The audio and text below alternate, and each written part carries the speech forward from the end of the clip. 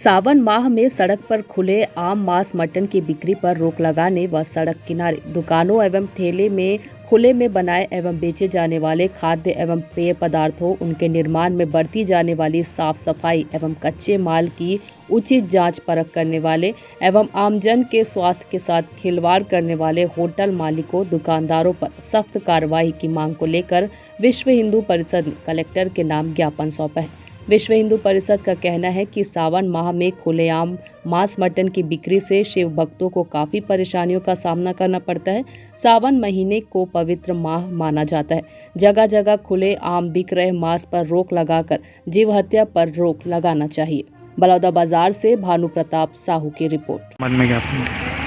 आज हम लोग कलेक्टर साहब को विश्व हिंदू परिषद बजरंग दल की ओर से यह ज्ञापन दे रहे हैं कि अभी पवित्र श्रावण का महीना चल रहा है और कांवड़िए शिव धाम को जाते हैं पूजा करने के लिए, महिलाएं जाती हैं और पूरे रास्ते भर क्या बोलते हैं गांव शहर कहीं भी हो पूरे ज़िले भर में मांस मटन की खुलेआम बिक्री हो रही है, जिससे गंदगी फैल रही है, बीमारियां फैल रही हैं और इस तरह से जो उपवास हैं उनके आजू बाजू इस तरह की गंदगी ऐसा देख करके बहुत ही ये घृणित लगता है। इसलिए हमने मांग की है कि कम से कम सावन के महीने भर इस पर प्रतिबंध लगाया जाए और लोगों को राहत दी जाए नाम मटन। और इसके साथ ही एक मांग ये भी हमने किया है कि अभी सावन महीना चल रहा है, पानी बरसात का समय है और बीमारियों के फैलने की संभावना बहुत ज़्यादा है। तो